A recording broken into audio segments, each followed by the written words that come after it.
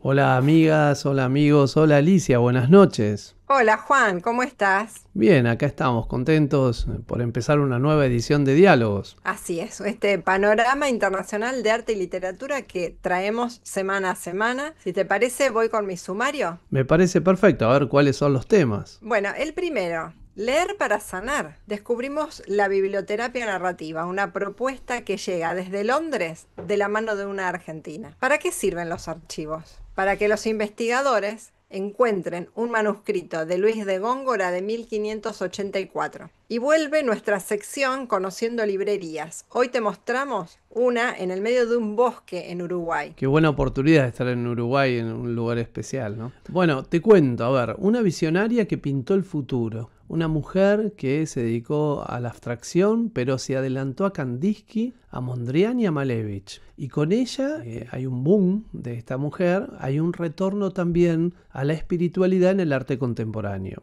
El segundo tema es, hay un nuevo guardián del arte vivo en Japón, un coleccionista que ha revolucionado el ambiente. Y finalmente una noticia más de coyuntura es que México definió cuál será su envío para la Bienal de Venecia del año entrante y se jugó por una propuesta que tiende a descentralizar las narrativas coloniales y con conexiones cósmicas ancestrales. Así que es una propuesta muy interesante de la que vamos a hablar más adelante. Si te parece y empezás, me encantó esto de leer Sí. para sanar, a ver de qué se trata. Sí, es una propuesta que yo escuché varias veces, estuve investigando, bueno, después me enteré de qué era, pero ahora ha salido una noticia y me pareció súper interesante compartirla. Las personas que estamos en contacto continuo con libros sabemos de su poder sanador, de su poder transformador, sabemos que ellos son amigos a los que se recurre todo el tiempo, son como un,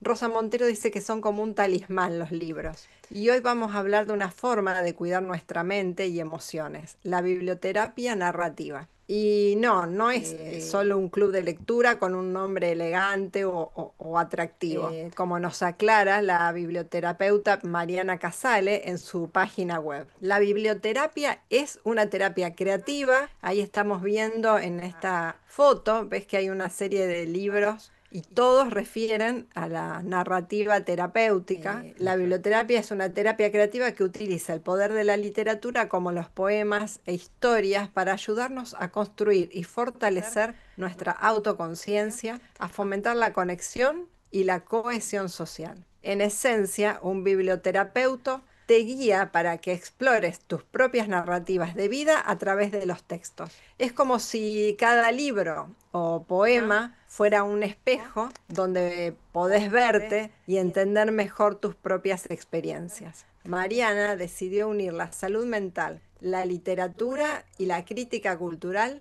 para crear una práctica única. Nos cuenta que aunque el simple acto de leer y compartir en un club de lectura ya tiene un efecto terapéutico y nos ayuda a conectar, la biblioterapia va un paso más allá. Es una práctica facilitada con una clara intención transformadora. El terapeuta no solo te escucha, sino que te acompaña con una posición ética y compasiva, manteniendo un espacio seguro y sin prejuicios. Su misión es ser un custodio de tu proceso personal, que él describe como sagrado en su singularidad. Mariana Casale desarrolla normalmente sesiones individuales o grupales y ahora está iniciando un entrenamiento de biblioterapia narrativa que comienza en febrero del 2026. Es un curso que va a tener una extensión de 12 semanas y ofrece la oportunidad de aprender las principales ideas de estas prácticas, desarrollar tus propias habilidades y crear un proyecto único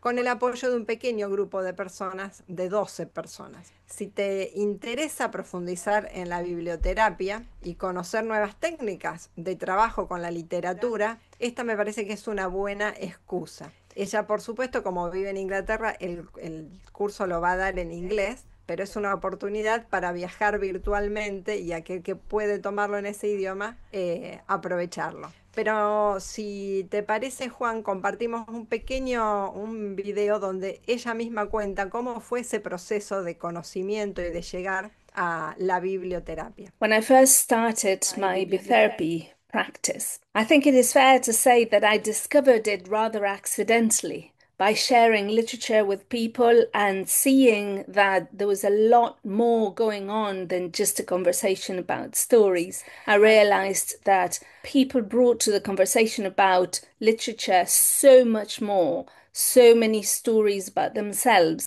I realized that there was something magical occurring when we talked about literature. I also eventually discovered that sometimes what was happening, what was emerging in those conversations wasn't particularly pleasant or magical or calming or soothing, but it was difficult. The more I got to know the people that I worked with, more profound and complex conversations happened. And I realized that I needed some tools to know what to do with these complex and difficult conversations. I enlisted the help of a narrative psychotherapist who became my supervisor at the time. So with her guidance and her help and support, I started to learn how to handle what was emerging in those literary conversations. I then eventually decided to train in narrative therapy, and I discovered much more about the link between literature and mental health and how, talking about literature, I would be able to support mental health and well-being. Bueno, ahí la escuchábamos, muy interesante, ¿no? Un sistema terapéutico que en casos de necesitarlo es una herramienta más para la salud mental y el bienestar. Claro, se suma a otras como la musicoterapia, ¿no? Que está muy desarrollada, exacto, que incluso hay carreras universitarias. Veremos cómo accede esto a la Argentina, digamos, ¿sí? Así es. Si te parece, entonces nos vamos al mundo de las artes visuales. Creo que también en cierta forma esta mujer hizo una pintura sanadora. Te comento, mira, en 1906 en un estudio de Estocolmo, Hilma af Klint comenzó a pintar algo que en el mundo no estaba listo para ver las pinturas de Hilma. Sus lienzos no eran paisajes, ni retratos, ni naturalezas muertas. Eran formas abstractas, colores vibrantes y símbolos misteriosos que parecían comunicar mensajes que venían de otra dimensión. Mientras que Kandinsky, Mondrian, Malevich aún no comenzaban a explorar el camino del arte abstracto, Hilma ya había creado una revolución, una obra revolucionaria que desafiaba todos los cánones de su tiempo. Sin embargo, Hilma no buscaba la fama ni el reconocimiento, era una mujer profundamente espiritual, influenciada por el movimiento teosófico y la creencia en que el arte podía ser un puente hacia realidades invisibles y superiores. En sus diarios, en sus notas personales, dejó claro que sus pinturas eran resultado de mensajes que recibía en estados de trance a través de una especie de canalización. Por eso pidió expresamente que sus obras no fueran exhibidas hasta al menos 20 años después de su muerte, temiendo que su arte fuera incomprendido o rechazado en la sociedad rígida y conservadora de principios del siglo XX. Durante décadas, sus creaciones permanecieron ocultas en cajas y archivos ignoradas por la historia del arte oficial. No participó en exposiciones ni se vinculó a ningún movimiento artístico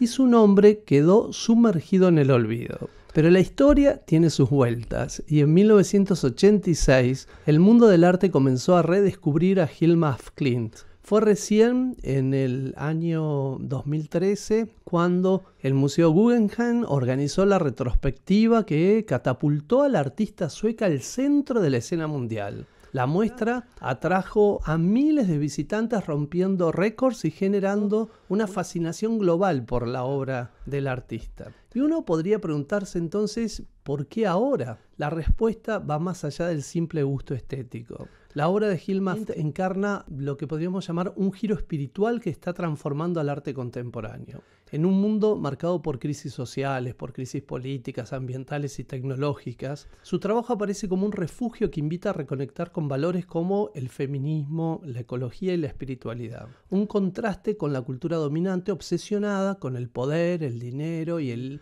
la crítica al individualismo. Pero hoy esta espiritualidad se expresa principalmente en una conexión renovada con la naturaleza. Un ejemplo emblemático es la exposición de Hilma af Klint, que se denomina ¿Qué hay detrás de las flores?, ¿no? La exposición que en este momento presenta el Museo de Arte Moderno de Nueva York, el MoMA. En lugar de sus grandes abstracciones, esta muestra pone en foco 46 dibujos botánicos que Gilma creó entre 1919 y 1920. En ese momento el artista decide fusionar su rigor científico con diagramas geométricos que representan campos energéticos invisibles alrededor de plantas dibujadas con precisión casi científica. Casi parece una catalogación biológica, ¿no? Este enfoque, que algunos llaman empirismo místico, revela una visión en la que lo espiritual no está en un plano etéreo, sino profundamente entrelazado con el mundo natural. La naturaleza es un sistema de energías, relaciones y fuerzas que nutren la vida y la conciencia.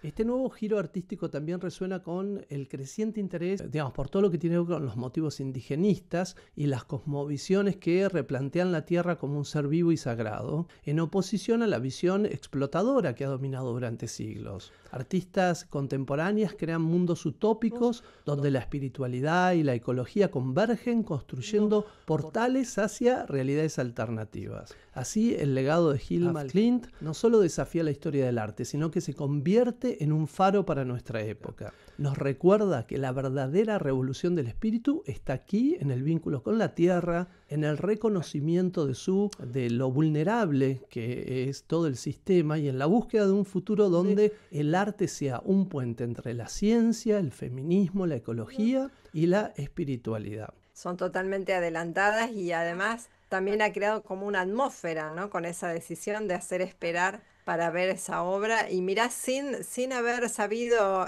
los temas que íbamos a tratar, qué en sintonía están las de la anterior información que traje y esta, ¿no? Me encantó. Claro. Y nos vamos ahora muy atrás en la historia, muy atrás. Ha habido un asombroso hallazgo de un góngora, de Luis de Góngora, el gran poeta del siglo de oro español, de un góngora de 23 años.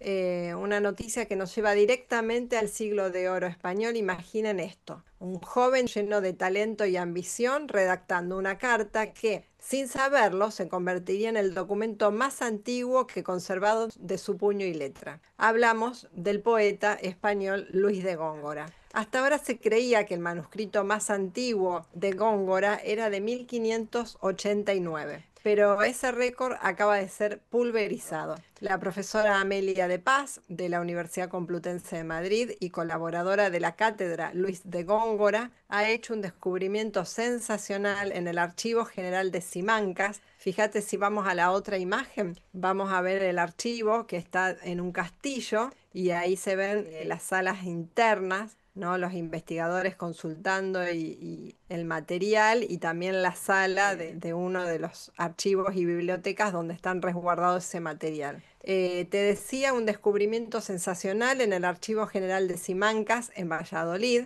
Amelia de Paz, esta investigadora, encontró una carta fechada en 1584, escrita por un góngora de apenas 23 años. El documento es una solicitud a la corona, aparentemente redactada por el tío del poeta, Francisco de Góngora, quien era capellán mayor de la Capilla Real de Córdoba. El objetivo era que su sobrino, el joven Luis, lo sucediera en el cargo. Pero aquí viene la sorpresa. Al analizar detenidamente la caligrafía, la profesora Paz descubrió que la letra era del propio Luis de Góngora. La investigadora explica que solo la familiaridad con el usus scribendi del autor permite desenmascararlo, y las similitudes con otros escritos posteriores, como un descargo de 1589, son innegables. Este hallazgo es crucial por varias razones. Por un lado, nos da una ventana única a los primeros años del genio cordobés. Por otro, demuestra que Góngora ya ejercía como amanuense para su tío, una función que en aquella época era un paso clave para los letrados.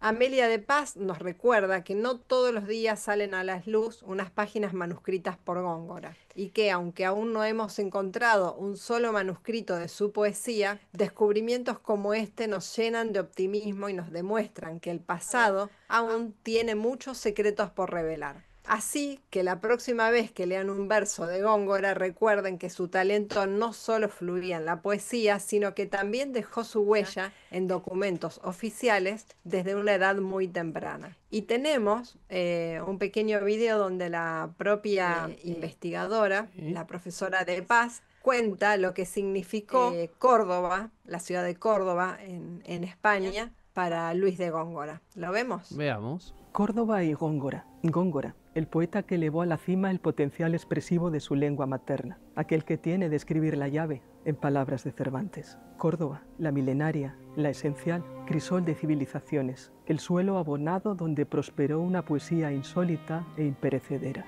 Góngora y Córdoba, los ecos de su barrio, San Bartolomé, en el área sudoccidental de la urbe, marcado por el privilegio secular que la defensa del Alcázar otorga a sus vecinos. Que naciera en Córdoba en realidad no es lo decisivo. La circunstancia del nacimiento puede ser meramente incidental.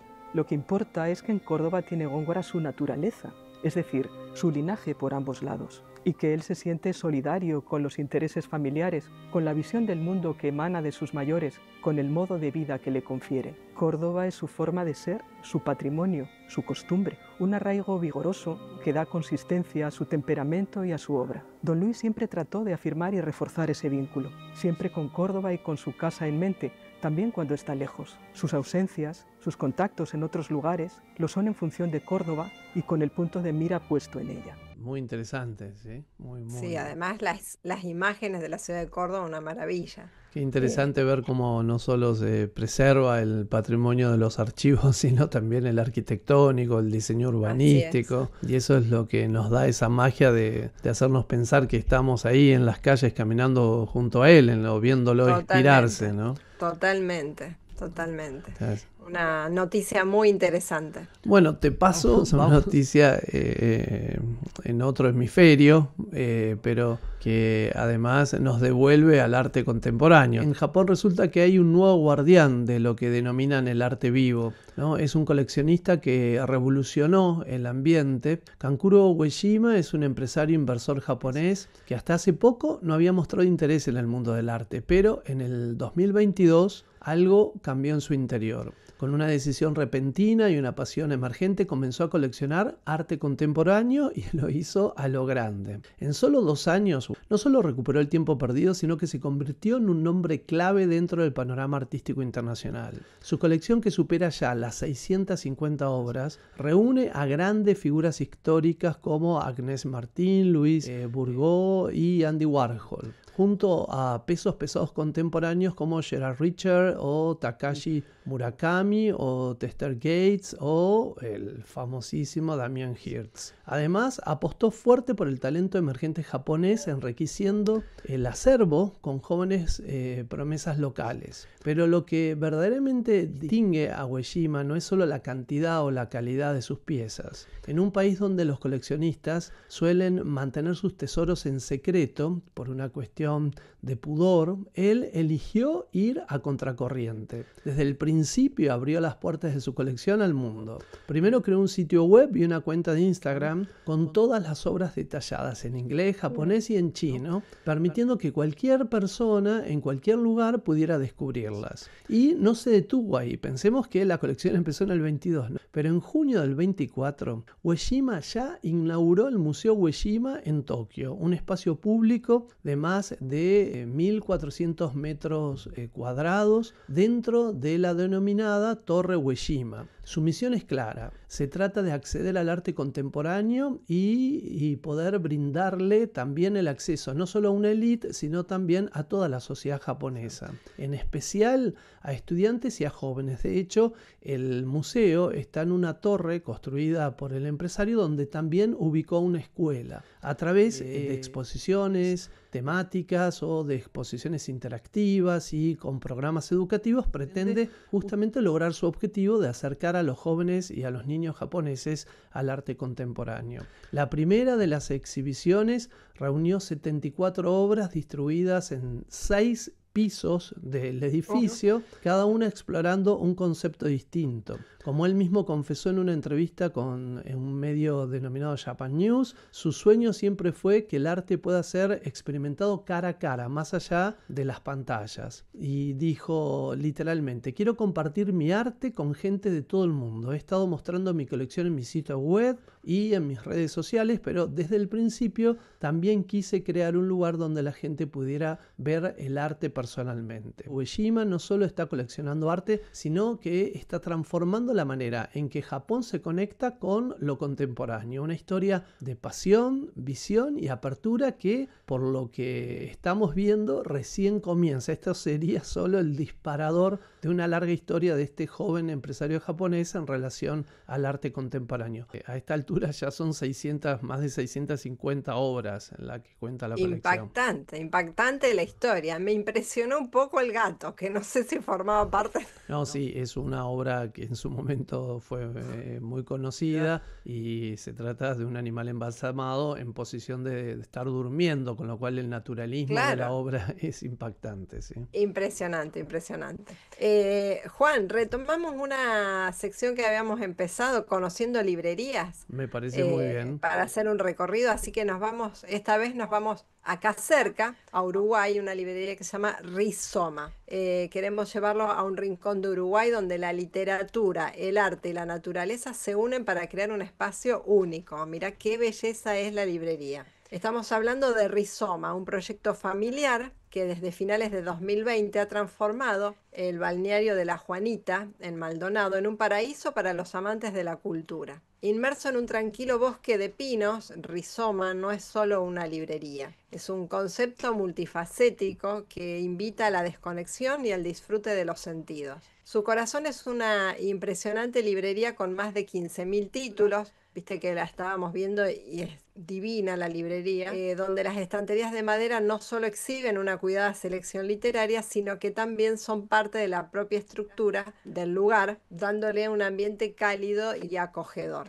Pero la experiencia no termina en la librería. Rizoma también ofrece un hotel boutique con solo 4 habitaciones, cada una de ellas amuebladas con piezas de madera extraídas del propio entorno. Imaginen despertarse, estar rodeados de esa tranquilidad, del bosque, de los libros. Para los que buscan inspiración artística es un buen espacio y el lugar además alberga el taller de la reconocida ceramista argentina Marcela Jacob, donde se pueden ver sus creaciones. Fíjate que en la próxima diapositiva vemos las creaciones de cerámica. Hay un café, por si todo esto fuera poco, también tiene un café, el Café de Rizoma, que propone una experiencia gastronómica que varía diariamente, con opciones frescas para el desayuno, el almuerzo o la merienda. O sea que no tiene una carta estructurada, sino cada día tienen propuestas distintas. Es un proyecto que nació de un sueño, de un proyecto familiar y se ha convertido en una parada obligatoria para quienes visitan la zona, ofreciendo un refugio de paz y cultura a solo 700 metros de la playa, un lugar para perderse entre libros, saborear un café y reconectar con lo esencial. Rizoma es un lugar que está abierto la mayoría de los meses, pero si vas a ir antes, te recomiendo que cheques en la página web, que por supuesto vamos a dejar abajo, porque no siempre está abierto. Y de las 4 habitaciones que tienen, estuve mirando en unas páginas de hoteles y tiene en este momento 2 disponibles. Bueno. Así que una propuesta súper interesante, esta librería Rizoma, que es mucho más que una librería. Una linda propuesta para el invierno, ¿no? Sí. Porque el bosque siempre es interesante en invierno, ¿no? Si querés, Alicia, pasamos entonces al último tema que tenemos para hoy, que sí se trata de una cuestión que hace más a la coyuntura. La Secretaría de Cultura del Gobierno de México y el Instituto Nacional de Bellas Artes y Literatura anunciaron que el colectivo Rojo Negro, conformado por María Sosa y Noé Martínez, será el encargado de representar a México en la próxima edición, la número 61, en la próxima Exposición Internacional de Arte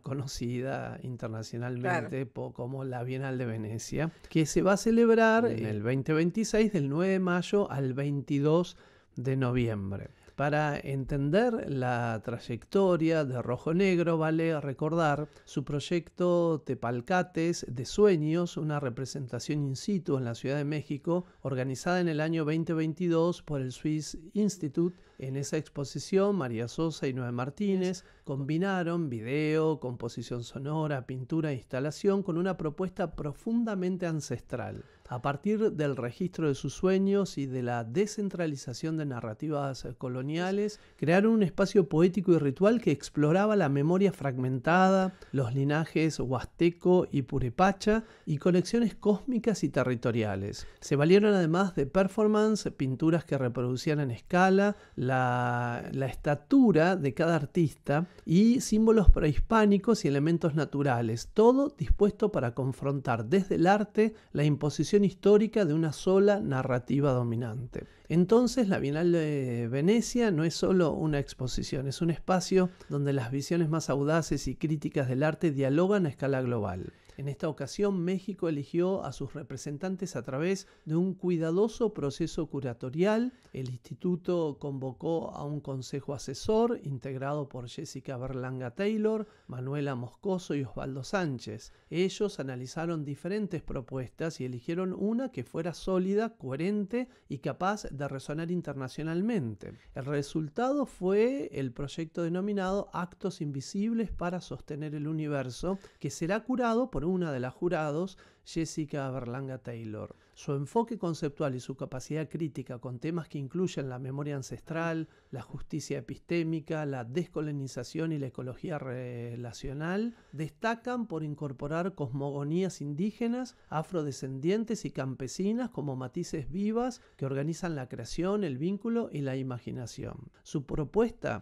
entablará un diálogo con la muestra principal de la Bienal, que se va a denominar Modo Menor, y la línea curatorial de esta edición de la Bienal, inspirada en la visión compartida por la recientemente fallecida curadora Koyo Ku, una curadora de origen africano que lamentablemente murió luego de haber sido seleccionada como la próxima curadora de la Bienal, pero que la Bienal decidió sostener su proyecto. Entonces, este proyecto mexicano se alinea con la idea original de Modo Menor de Koyo Ku. Esta curadora africana entendía a la exposición como una partitura colectiva, un tejido de prácticas artísticas que puedan construir universos imaginativos y melodías orgánicas que resuenen en una sociedad muy compleja. Por ahora, los detalles específicos del proyecto de Rojo Negro aún no se han dado a conocer, pero la expectativa ya se ha generado en todo el mundo, no solo en México, que llevará una voz que porta su historia y un tipo de arte que dialoga con el mundo que se va a proponer en esta edición de la Bienal.